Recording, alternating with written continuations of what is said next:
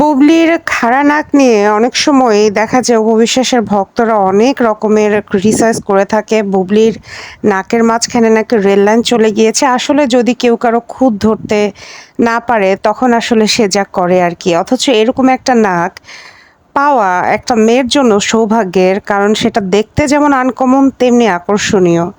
আপনাদেরকে বলে রাখি যে প্রিন্সেস ডায়ানার বড় ছেলে প্রিন্স উইলিয়ামের যে ছেলের বউ ক্যাথরিন তারও হচ্ছে নাক বুবলির মতো মাঝখান দিয়ে খাঁজ কাটা। এছাড়া হলিউডের অভিনেত্রীদের মধ্যে অনেকেরই নাক এরকম খাঁজ কাটা। তার ভিতরে বিখ্যাত অভিনেত্রী সান্ড্রা বুলকের কথা তো আমরা বলতেই পারি।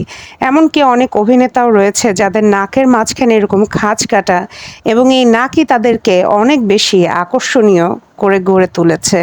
তো সুতরাং আমাদের দেশে আমরা এরকম সুন্দর নাকের অধিকারী একজন নায়িকা পেয়েছি।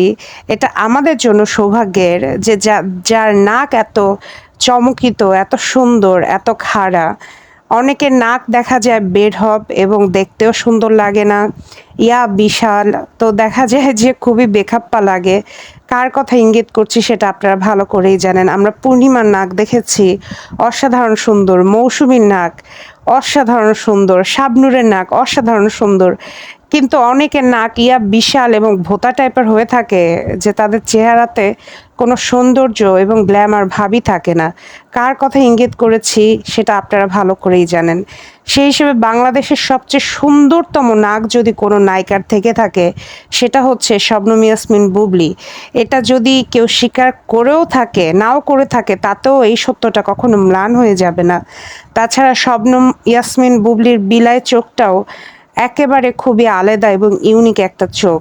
তো এবং সেই সাথে শবনম ইয়াসমিন বুবলীর কণ্ঠ এবং পুরো চেহারা। তো যতই সমালোচনা করা হোক না কেন, শবনম ইয়াসমিন বুবলীর যে নিখুঁত চেহারা, এরকম নিখুঁত চেহারার নায়িকা আমার মনে হয় ঢালিউড ইন্ডাস্ট্রি অনেক বছর পরে পেল। ধন্যবাদ, সবাই ভালো থাকবেন।